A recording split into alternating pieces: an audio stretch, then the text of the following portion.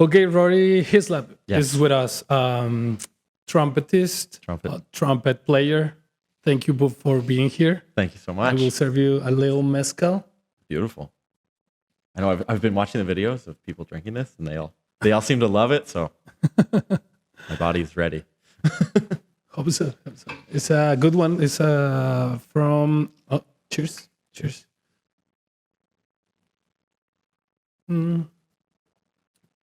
Sometimes it's hard, but for me it's a little Not sweet. hard. Beautiful. And Thank you cheers. so much. Rory, like, it's the first trumpet player I have. Thank you so much. Trumpet player, teacher. Teacher? Yeah. So Cool. that's kind of a big thing. I'll say lots of words about it. But Okay. And I think it's a great instrument.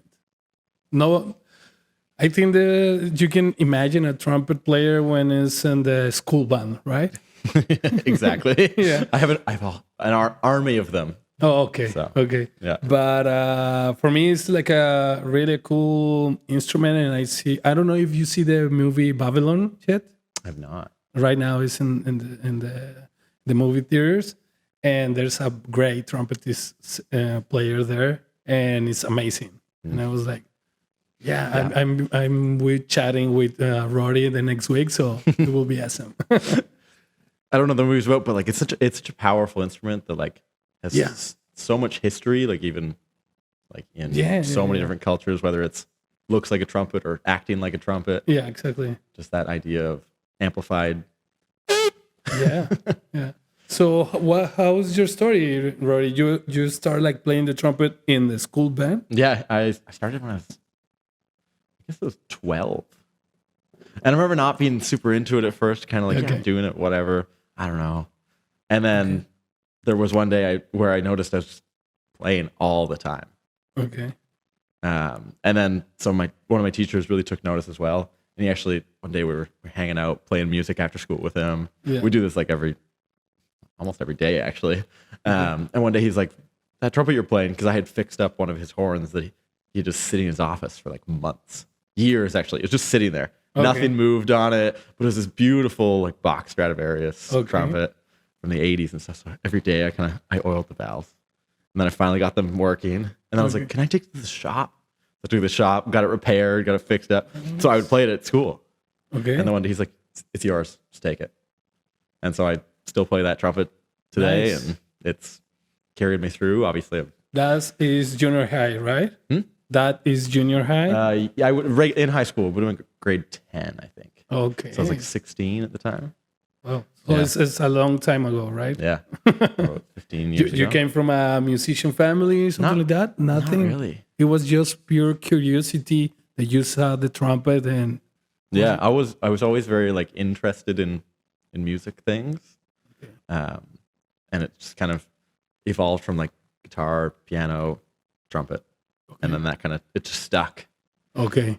Yeah, I remember doing lots of like summer camps with the Prosnick family. Like Okay. Jody Prosnick, she's a bass player Okay. in town and in the world. She's amazing bass player and educator. She would host these summer camps. All right. It's like the summer camp for kids, musicians. Yeah. Go hang out with a bunch of nerds your age and talk about all this stuff and like learn from people who we thought were the best players around and who are the best players around. So that was a really exciting time.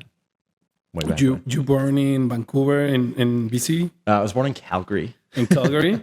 and Try not to tell people. We can cut that out. And raised in Vancouver. In Vancouver. Like White Rock. Okay. So very, very suburban upbringing. Yeah. It's in the south, right? Yeah. Like almost like Right at the border. Yeah, exactly.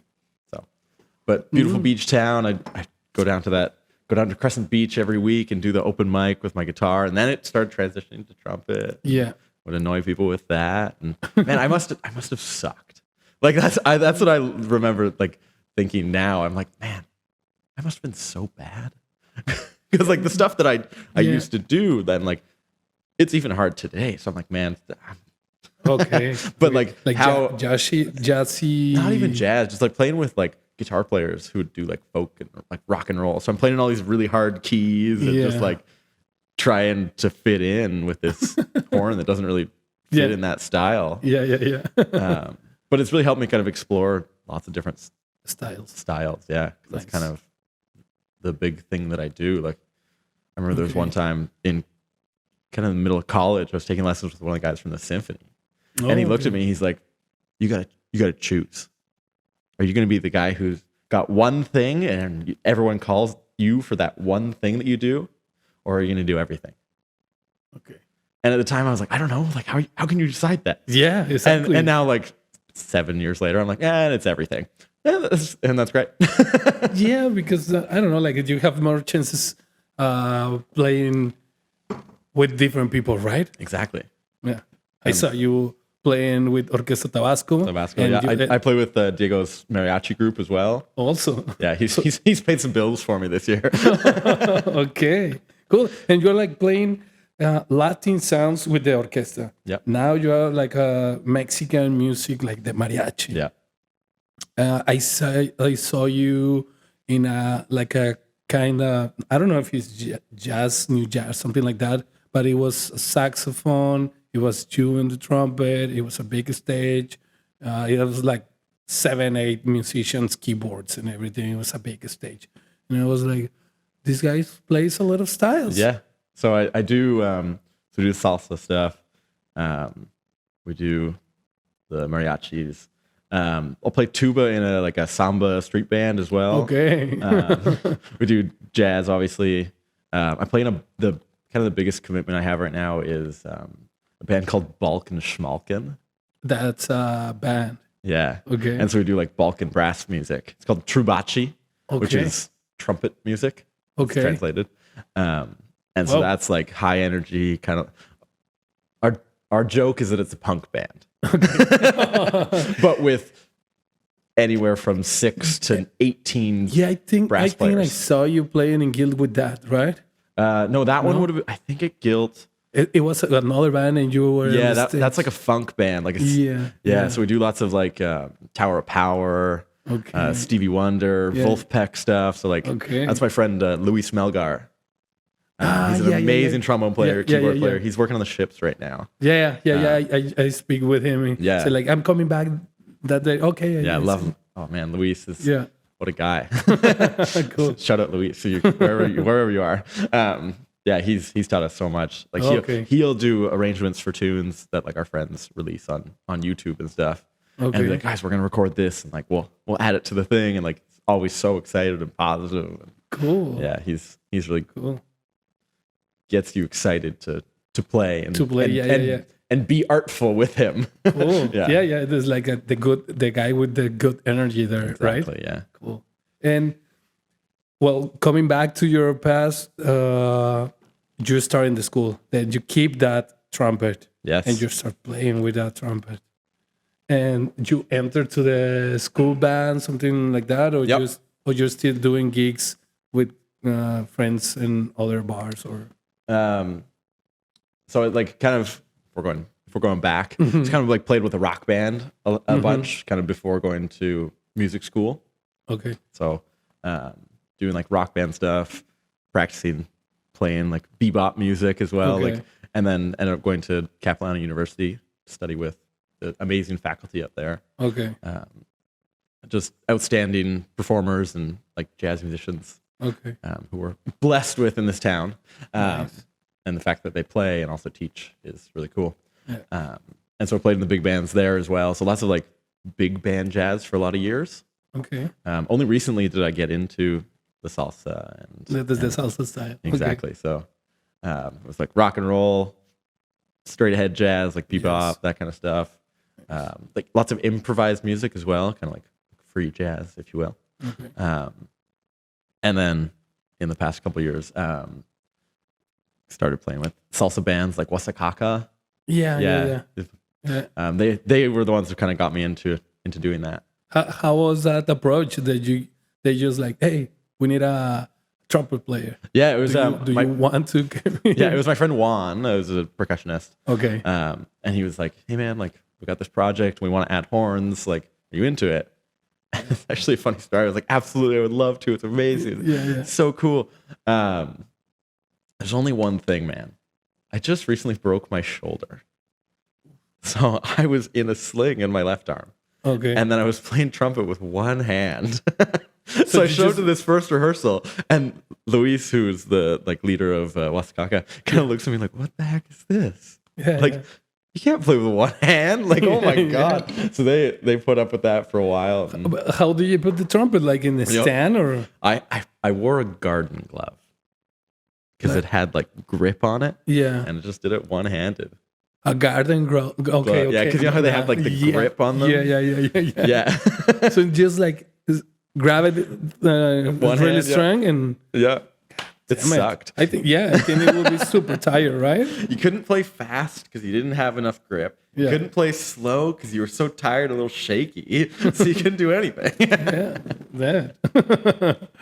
But that's experience. Yeah, but that's behind us now. So did a bunch of stuff with them, obviously until 2020, and then we kind of took a little break. And a break for everyone. For everyone, exactly. But now, for a lot of people, things are really busy again.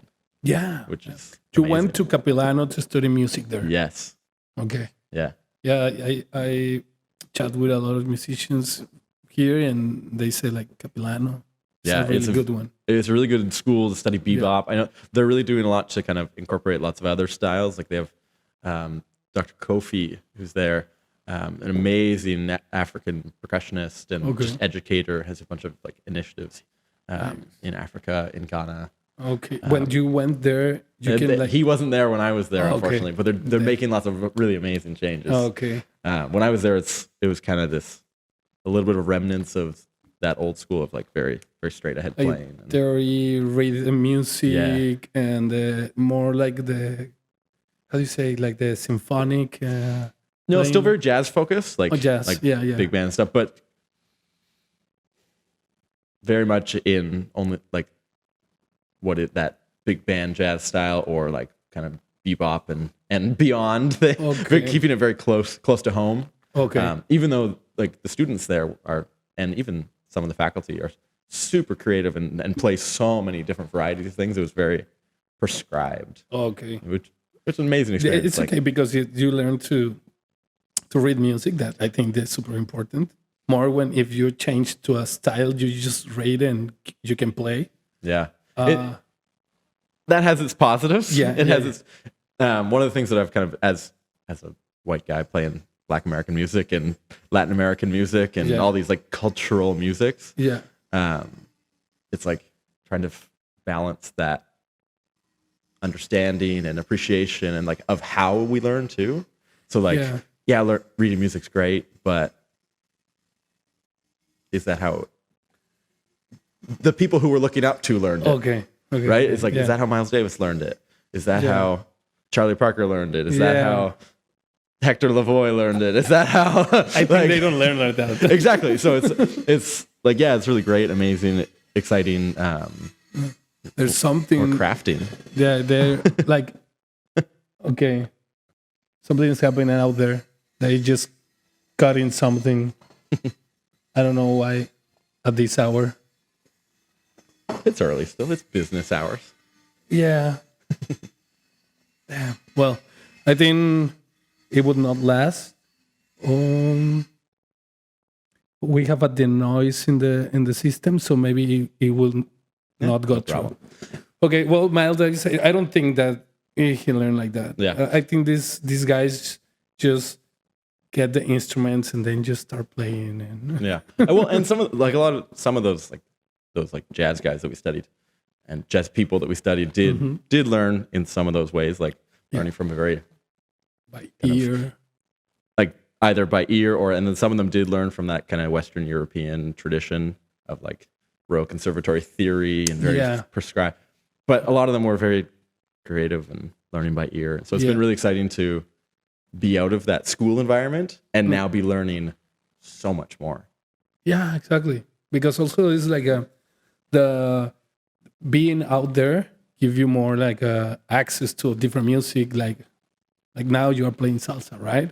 And it's okay, this is my guide first, and then I just can be also creative to put some new sounds to this. Yeah, it's what is such an amazing experience to kind of experience the like connection of all those musics, and then those moments where you feel like you're starting to understand the languages. Yeah. Like you'll be playing something for a long time with the salsa stuff. You'd be playing it. It's kind of like, yeah, that sounds great, but that's not salsa. Yeah. But then you start playing stuff, and people are like, "That's salsa," and you're like, "Oh, sorry, oops."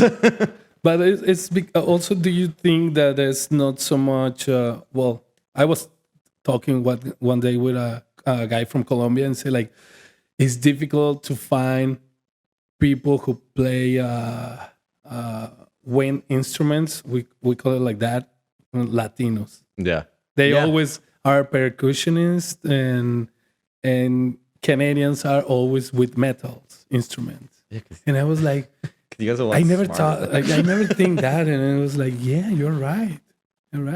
But I don't know. I think it's just I don't know, life maybe. I don't want. There could be so many answers to that question. Exactly. But when you were in Capilano, you enter and you say like, I want to play the trumpet, and that was your instrument there. Yeah, I was pretty hot-headed at that idea for a long time. Like that's what I'm doing. And okay. Yeah. And when you were in the school, did you start like playing gigs? You have bands when you play. You have like a background in different bands, or it's just school, and after that you start your like music career. Yeah, it was kind of slowly, kind of did all those things all at once. I for a long time was even just managing some coffee shops in town. Okay, I worked at a bunch of the different JJ Beans. It was a great experience. Paid my bills. Okay, and the gigs were kind of slow. Like didn't do too much. Kind of the odd freelance thing. Lots of Indian weddings. So like Sikh and Punjabi weddings. Okay, which is amazing. Lots of great experience. All right. Tough sometimes because you're getting up at like 7 a.m. to get to these houses for 8 o'clock. And oh my God, it's in the morning the weddings? Yeah, so often these weddings, traditionally, there's a day for the bride and the groom.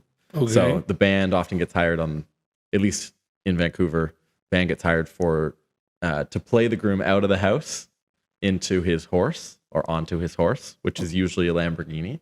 Okay. And then you get in your cars, you race them to the temple. Okay. And then often there is a horse waiting there, and they get onto the horse and ride into the temple. We play them off. Okay. It's a big band playing. It just depends on the people, but usually like 6 to as many as 20 one day. That was a big one. Wow. And how do you end in playing in that weddings? Like some friend of yours? Yeah, that was at school. It was one night I was going to Cap, and I get a call because it was one of the big concert nights, but I was just back in White Rock hanging out with my parents, and I get a call from some of the trumpet players. They're like, "Hey man, can you do this gig tomorrow? It's a parade. Like you got to be there at 10 o'clock. Like you're playing all this music." And I'm like, "Okay, sounds good." And then I didn't realize this parade was 3 hours long. Wow. And we were playing the entire time. Entire time. It was exhausting. Yeah. But then that kicked off that relationship. The music papers? Yeah. Okay. You start to memorize it as you go. Yeah, exactly. But like that. After your 8 wedding, you just... Exactly. So you already know, right? Probably done like maybe 100 of those. 100? It feels like that. Maybe not that many, but that's what it feels like sometimes. When you're driving there at 7 a.m. after doing like a gig till 1 or 2, you're just like, man. But there's like I never think that it will be a job for musicians in a wedding, like right. And I don't know, like 8 in the morning. Wow. Yeah. And then so usually if they're getting another band for the bride, they'll bring that at in the evening on the bride's day. And they play in the evening. So okay. And you're like starting doing that gigs. Yeah. And so that was a nice one. Always kind of varied it up. So lots of like freelance kind of trumpet playing, like the odd thing here and there. Okay. A little bit of playing with like rock bands and things like that. Some session work, so doing recordings, like the odd thing. Okay. And things really, at least for me, picked up even just last year. Like, okay, so you just like working in the coffee industry and getting some gigs, like like just like freelance. Yeah, all the stuff that you say, and then after COVID start to going up. Yeah, during COVID, I actually went back to school. Okay. And did my teacher certification at SFU. And what is that? I'm now a high school teacher. Okay. So I teach high school music as well. Okay. That's the reason I see you in. I saw you in the field, like with the music band. Yes. Right. Yeah. Cool. Yeah. I have one of the most exciting jobs because I have one of the only marching bands in the Lower Mainland. Okay. At the high school that I teach at. Is the only one? The closest one is at the Mennonite Institute in Abbotsford. That's the closest marching band around in British Columbia, I believe. Okay. If anyone knows anything different, let me know. I would love to connect. Okay. Nice. So yeah, I get to work with. I think the band when I took over it was COVID, obviously. So training how many kids in the marching band? There's about 60 right now. 60, which is amazing. We had only 25 when I took over in 2021. Okay. I took over for a leave for the teacher at the time. Okay. And because of COVID, there was only 25 students. Yeah. And in just 2 years, we've pumped it up to 60 of them. The band at its peak, I think, had 150, which is wild. That is like but it have to be like 150 or no, it doesn't have to be. That was the biggest it's ever been. Oh, okay. Yeah. And how many different instruments? So we have a full drum line. So it's snare drum, tenor drum, which is 4 like toms, essentially, like a timbale with 4 drums. Okay. Cymbals and bass drums. Okay. Then flutes, clarinets, saxophones, trumpets, tubas, trombones. Tubas is the guy, the sousaphones. Yeah. Yeah. I've been like begging the kids, please, someone play tuba, please, because we haven't had any of them doing it. So the way I've been learning tuba over the past 2 years has been I play with my marching band. Okay. And so I've gotten so much better. You just have to grab a guy from a Mexican norteño band. There's already 3 here in the city.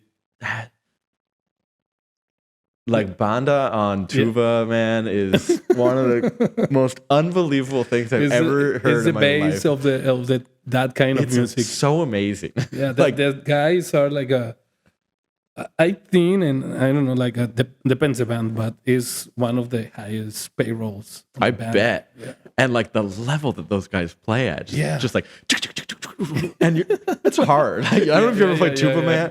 Like that instrument wants to go slow. Yeah, but sometimes those guys are just ripping. See, yeah. And you have it in your march band like 2, 3. There's 2 right now. Okay. So if I played with them, then we'd have 3. Okay. But I don't follow along. I don't follow the music very well, so they don't like it when I play with them. And what is when do you present your march band? Is like before a football game? The culture is really different in Canada for like sporting and like arts and even just like sporting in general. Because when you think like American, like even American basketball, like everyone shows up. Yeah. It's not really like that, and at least in Vancouver, the Lower Mainland, like it's like, oh, there's a basketball game, and okay, maybe some friends will go and some parents will go, but it's not like a full school wide event. Unfortunately, I would love that. Okay, well, because they need to pay me more for all those commitments, but that would be really cool to have that culture.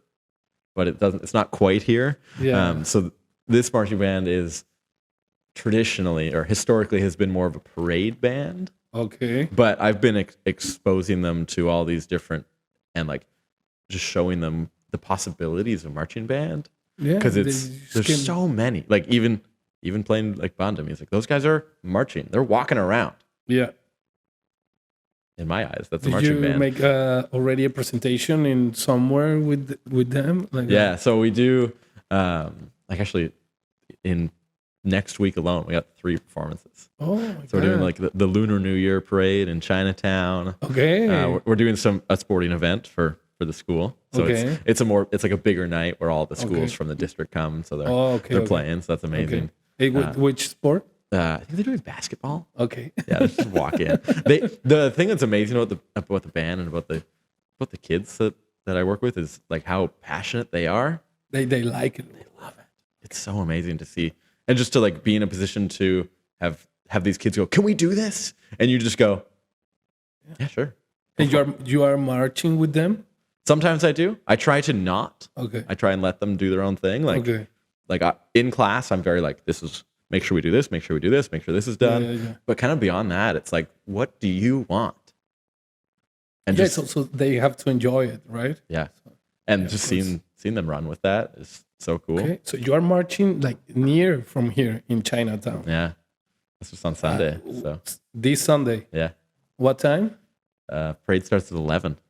At 11. I can be there. Yeah. Yeah, I can be there. Cool. Well, if the podcast has come out before then, which I don't know if it will, but yeah, but personally, I can be there and see the band marching. Cool. it's fun. They're they're like this job. I'm so grateful for a job that is so music involved.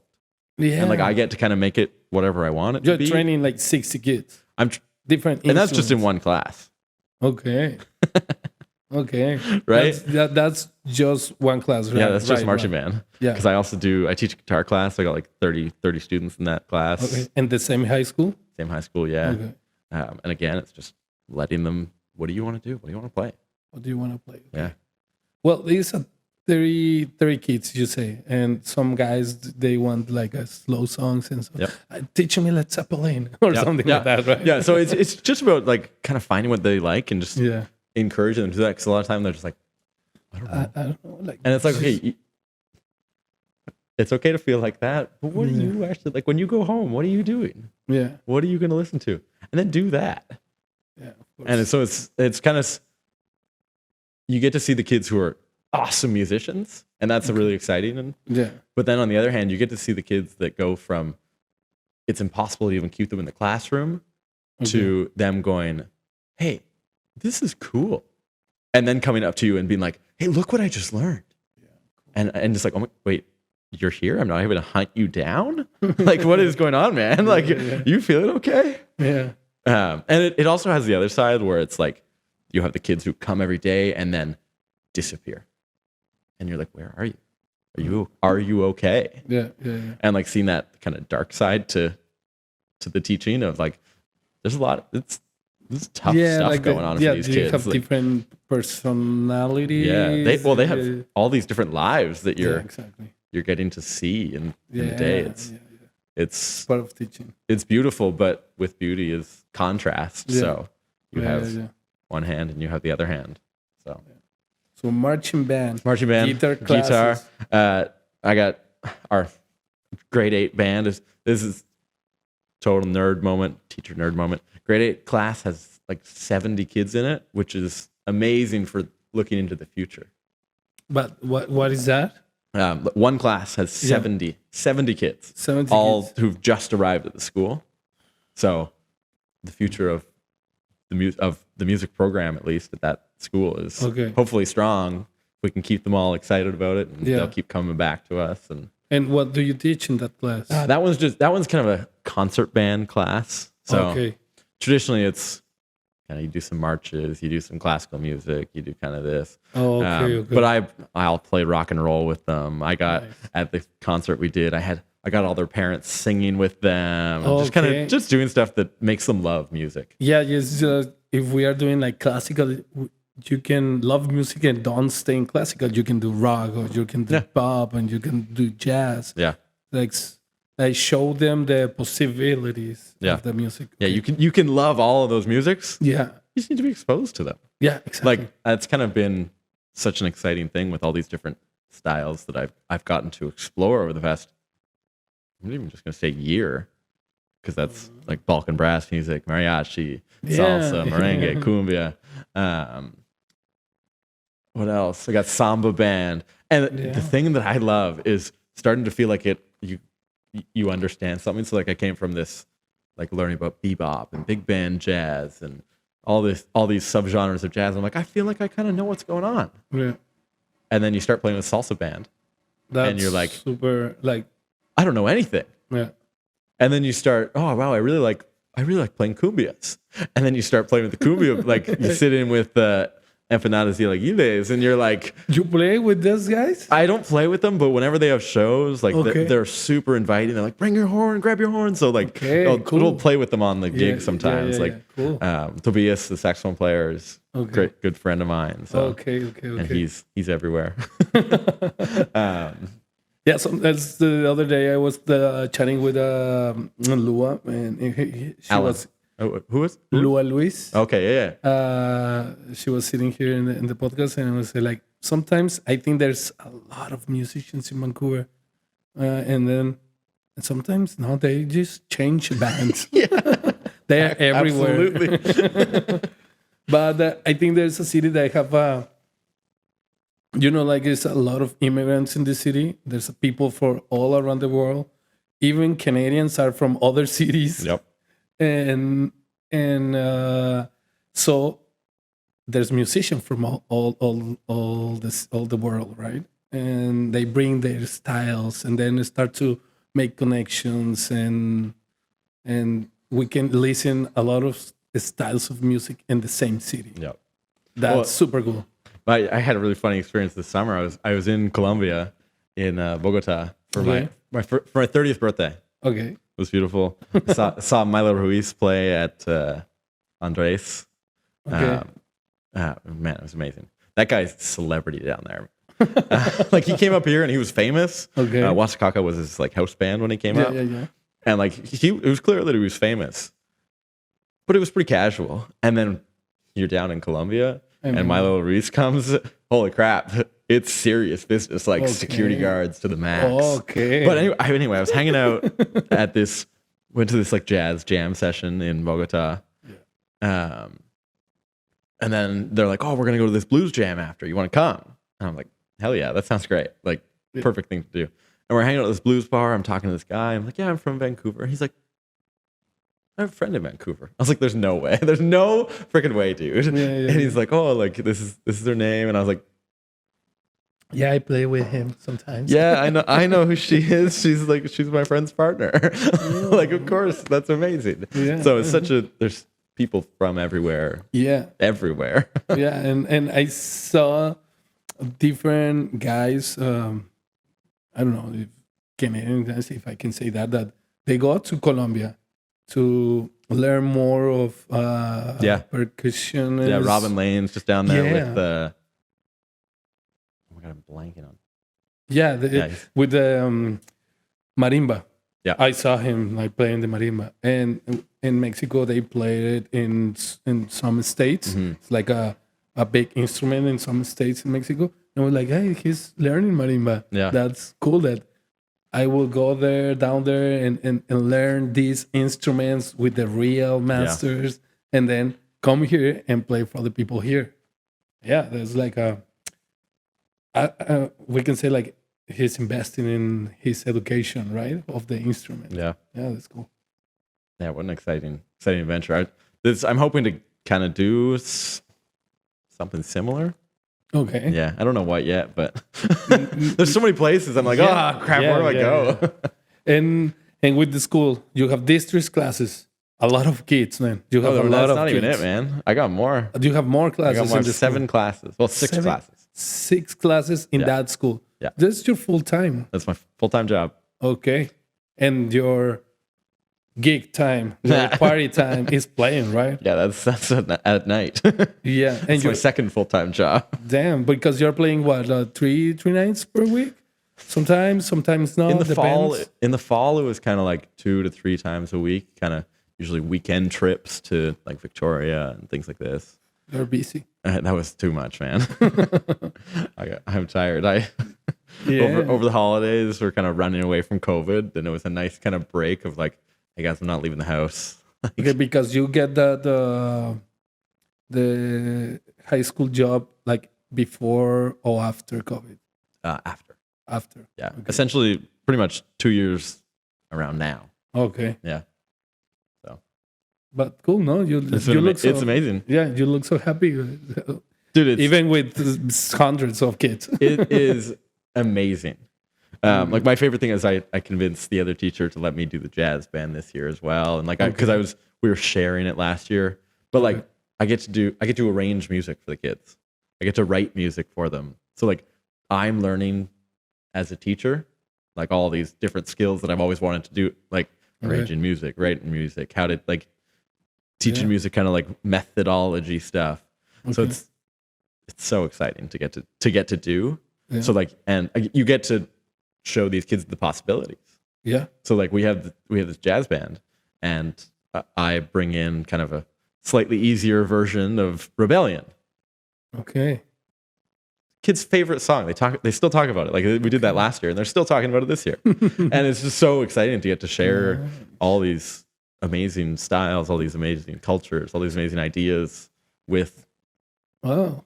Yeah. Now you have a jazz band there. Yeah. Cool. Yeah, it's good. And again, like last year it was 17 people. This year we're almost at 30. Wow. Like it's happening. Yeah, it's happening. Which school is it?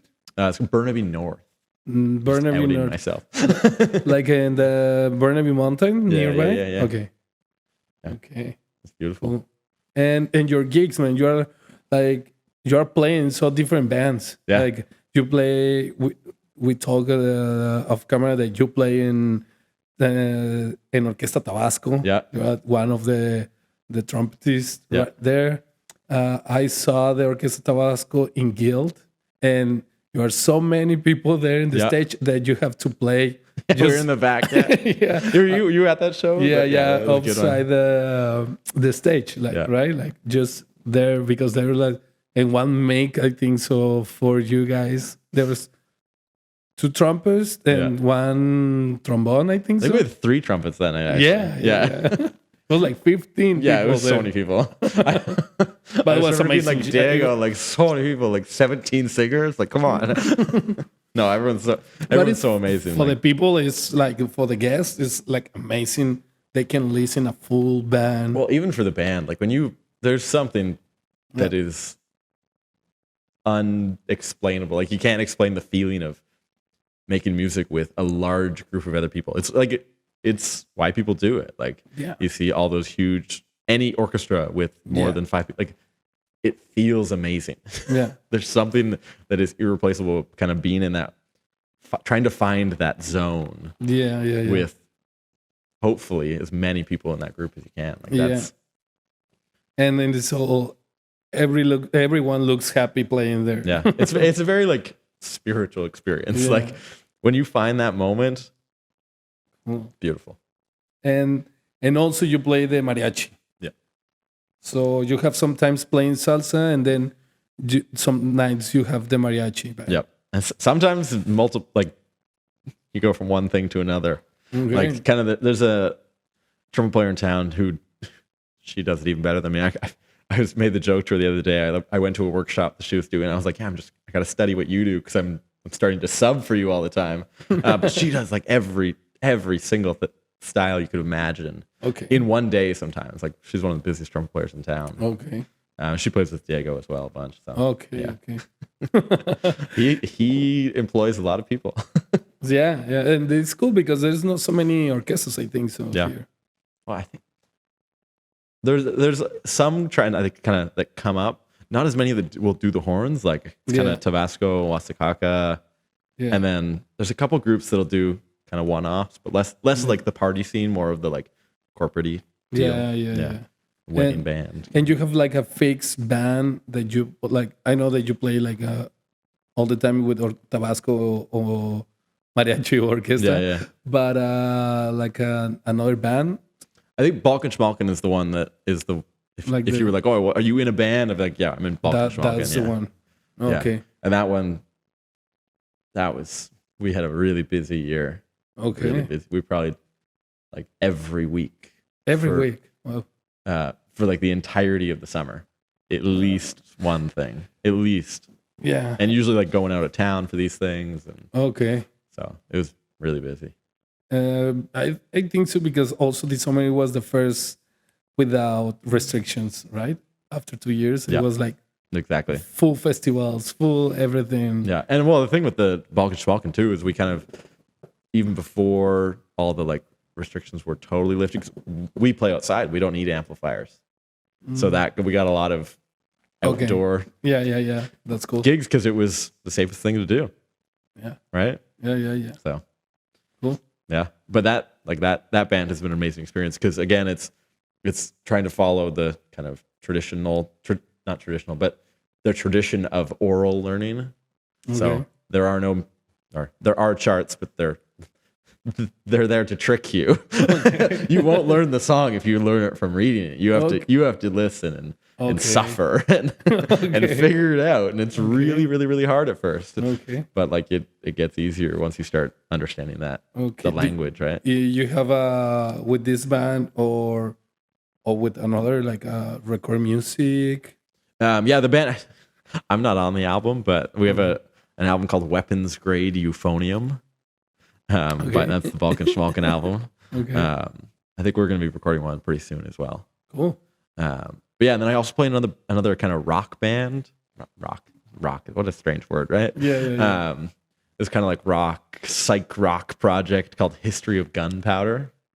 We're playing the Wise Hall on Friday, January 20th. Is that right? Yeah, on January 20th. January 20th. Yeah, and then we're also doing a big show in May, and that May 5th, I think. That'll be Balkan Schmalken and History of Gunpowder.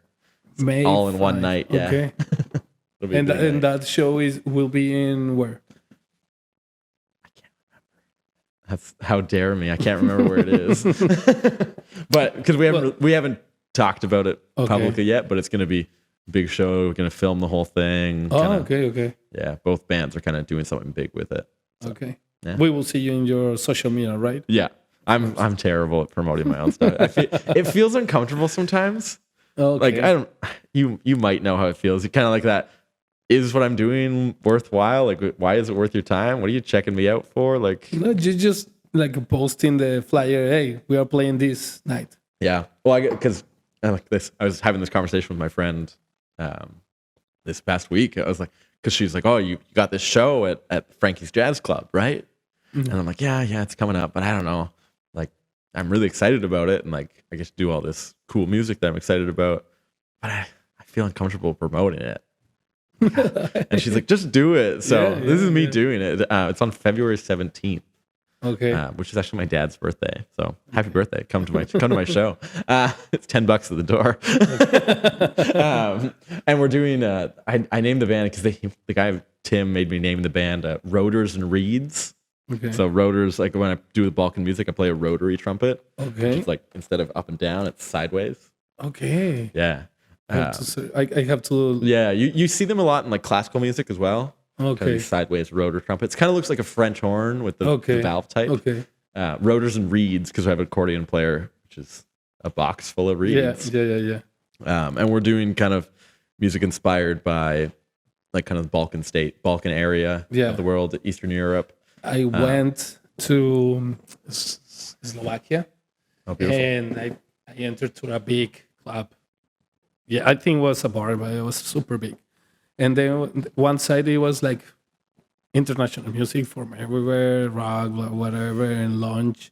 And then you enter to a big hall. It was dark and it was Balkan music, and it was dancing. And I was like, what the fuck? I have a friend who lives in Slovakia, so I was visiting him, and he was like, you just dance. And I was like, what the fuck is sound of this? Yeah. Oh man. Yeah, it was so different for me. Yeah. And I was like, just like trying to see the music and the people dancing. It was like a really like a club, like a, I don't know, like a, how do you say, like electronic festival, something like that. And Yeah, like the Balkan brass music is a total thing. Like it goes into so many different genres. Like we've come across this guy. I'm always like just missing him. I haven't seen his show yet, but I love the music that he does.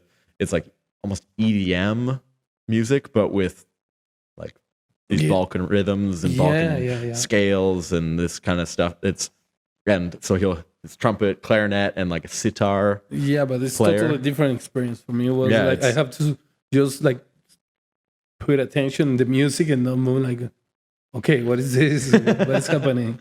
Okay, this is the music in this part of the world. Yeah. Okay. And was it all in weird time signatures too? Like the. Yeah. There's 9/8 and 11/8 and. Yeah, this is so different. And it was like, okay, this a lot of how do you say, like the world is so big that I never hear that music till I was there. Yeah. Right? Well, that's what I was saying earlier. It's like you start becoming an expert in all these different things, and then you open up another door and you're like, oh wow, cool, amazing. Yeah. Holy, it's so big in here. Yeah, so big, and then how will I ever know? Yeah, exactly. Yeah, like I think I was saying earlier that like you play in the salsa bands, you play some cumbias, you play some like Selena like tunes, and then you start playing, with empanadas, and you're like, this is cumbia too.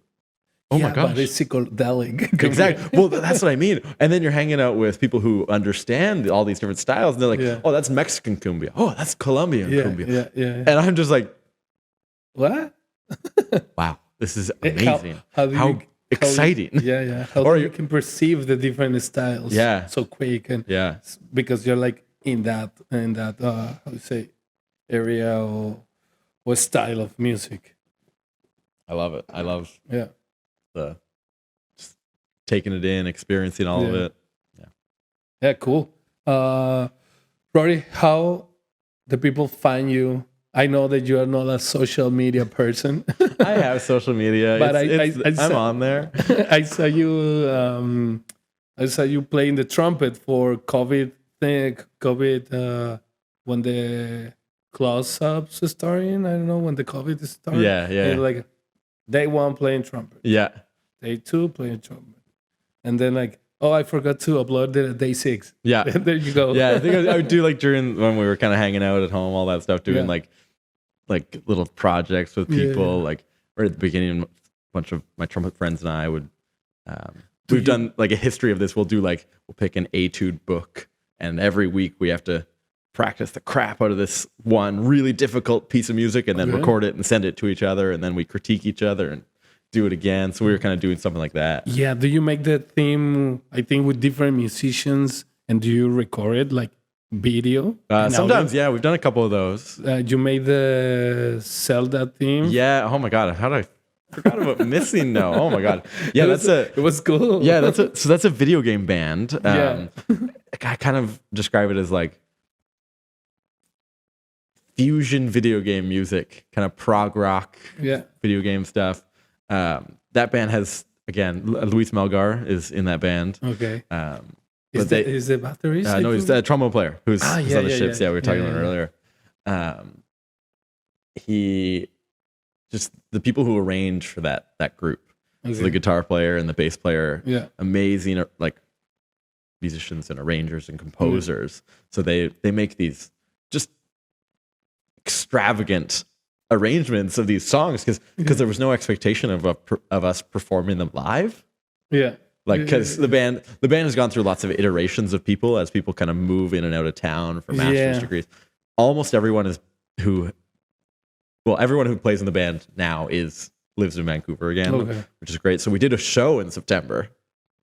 Okay. With that, this music that was never meant to be performed live. So we had this show. It was. But you made it like a live video from internet, right? Yeah. So we'll do lots of those, like kind of. Like, but that was so cool when I was like searching for you and information. I was like, Zelda Breath of the Wild. And I said like, okay. And then is like when every instrument is playing, then you just change the camera. And I was like, amazing. These guys, because you have to practice, you have to like, okay, we are going to do this and learn this song and make the how you say, like if you want to tweak some parts or well, for the most part, it's the band is pretty self-sufficient in that regard, because like at least in Missing No, I think every single person in the band every single person in the band is like a working professional musician in some capacity. Like a couple of us are teachers, and then play a little bit. Some of us work on cruise ships. Some of us do recording stuff. Like the drummer in the band, he's one of the busiest drummers in Vancouver right now, and one of the best. And so it's like just an amazing group to get to play with. I'm so grateful to be a part of that band. I feel like a big phony because I don't play too many video games. Okay. And I kind of hurt my arm last year playing upright bass. Okay. Just with some of my students. And so I can't play video games right now. So I feel like a big phony playing with that band sometimes. And then how was the idea? Who bring that idea to the table to let's play this? I don't know who the original idea came from. I think it was from Luis Smelgar and Thomas Holden. Okay. And just maybe even Monica Sumalong. She's the bass player in town as well. But I think probably 15 years ago, almost 15 years ago. Yeah. Because that was when they started. I didn't play with them then. Okay. They've gone through a couple different the drummer has changed. It was Alicia before. I'm not sure if they use. I'm not sure where they are now. I think they're on the island. Monica was playing bass, but now she does lots of musical theater stuff. The piano player has moved out of town, and so like it's very fluctuated. And now that everyone's in town, it was funny. I replaced the trumpet player Thomas when he moved away. Yeah, and then when he moved back, I didn't get kicked out of the band, so that was beautiful. And now there's two trumpet players. Okay. Cool. It's worked out really well. Okay. Yeah. Nice. And just one last question. Do you do, well, I know that you have two full-times almost jobs. Yeah. Do you do private lessons or something like that? I don't really do private lessons. Like if someone came out to me and was like, hey man, can you give me some private lessons? I'd be like, heck yeah. Okay. I don't know when I'm going to fit you in, but absolutely, I would love to do that. If someone do you don't promote yourself like a outside teacher, not like doing private? No, I kind of and it's interesting kind of with the like being a teacher in the public system. Like I think technically I'm not actually allowed to take students from my own district.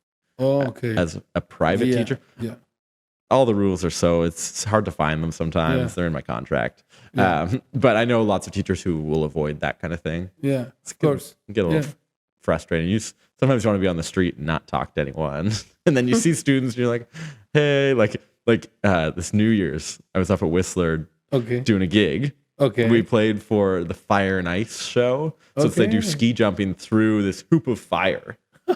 And cool. And we're on top of this big piece of scaffolding, like best view in the house, playing this thing. But right before the gig, I see some of my students, and I'm like, guys, how's it going?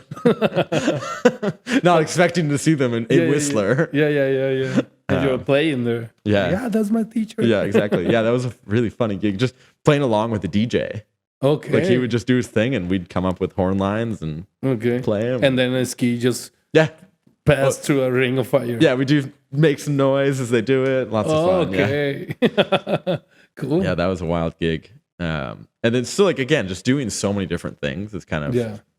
But I answered the question, am I going to do one thing or do all the things? And I chose all of them. So like even this past weekend, we played at the Rickshaw with a Daft Punk cover band.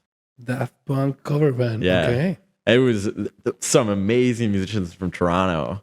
Okay. And we played 2 shows, sold out shows, and just playing all this Daft Punk music. Cool. Sight reading that music that night at the Rickshaw. Okay. Yeah. Okay. It was a blast. Yeah, it sounds really cool. Like the Daft Punk songs. Yeah. Amazing. With horns, right? Yeah. So. And you always being around all involved in music. So you are like teaching, you are playing. Do you have like these weird gigs with the Rings of Fire? Yeah, it's You're amazing. playing, Yeah, you're playing Daft Punks with horns. Like, cool, yeah, nice. yeah. Next, this show on Friday that we're doing with the history of gunpowder, this circus show as well at the same time. Okay. Like he's brought a circus in to play with the band. So Okay. this brings me all these. This Sunday you are marching with the band in Chinatown. Friday night is this rock show. Yeah, there's with a the rock circus. show. And the Sunday Sunday is marching with the high the school band. band. Hopefully, I don't have to play. Got my fingers crossed. Their music's hard. I arranged this like medley of K-pop songs for them. Okay. It's really freaking hard. I can't learn that stuff. And they memorized it too. Okay. I'm always telling them, I was like, guys, I have no idea how you do this. Like They're young. Yeah, exactly. Well, They're no, they're stressed too, man. They're like, they're coming up crying, like, I can't have it memorized for the test. No. And I'm like, it's okay. Like, you're gonna get better at this. Yeah. Of course you have. Like, but I'm so stressed. And I'm like, no, don't worry, please. Don't worry. This is supposed to be fun. I have 20 years playing and I just don't remember shit. Yeah, exactly. I just want you to have fun, please. Yeah. Don't cry. And do you have a YouTube channel? Like, did you upload your music or your gigs, or maybe? I'll mostly post stuff onto my Instagram, Always. which is Rory plays trumpet. Rory Very plays trumpet. creative, right? The most creative. I always say to my girlfriend that every musician, like Mexican musician that I know here, is like Chris Tuba, Yeah. Chuma Acordeon. Saludos, Chuma. Do you get tuba playing friend here? Yeah. When you talk, I want to hook up with this. Yeah. Sweet. And they always put like the name and the instrument they play. So It's when just I saw you like Rory plays trumpet, I was like, of course. Not Mexican though. So Rory plays trumpet and YouTube channel and other social media. I have there's Missing No Vancouver is one of the YouTube channels. Okay. That you find some of those video game band ones. Wasakaka All Stars, I think, is the YouTube channel for Wasakaka. Yeah. I think Balkan Schmalkin again has its own YouTube channel. Okay. So lots of things that I do, but not really my own. Okay. I don't know how. Like I do a lot, but I don't know. But if the people needs like your direct contact is Instagram, Rory plays trumpet. Exactly. Yeah. Okay. You can probably figure out my email from my name as well. Leave it at that. Well, Rory, thanks for being here. And Thank you so tell much. your story, and it's amazing that you're teaching the next generation of musicians in this city. Yeah. And you have like hundreds of musicians there, little kids starting. They're out there. Some of them are even at Capilano already. It's so amazing to see. Cool. Yeah. Cool. So cheers and thanks. Thank you so much.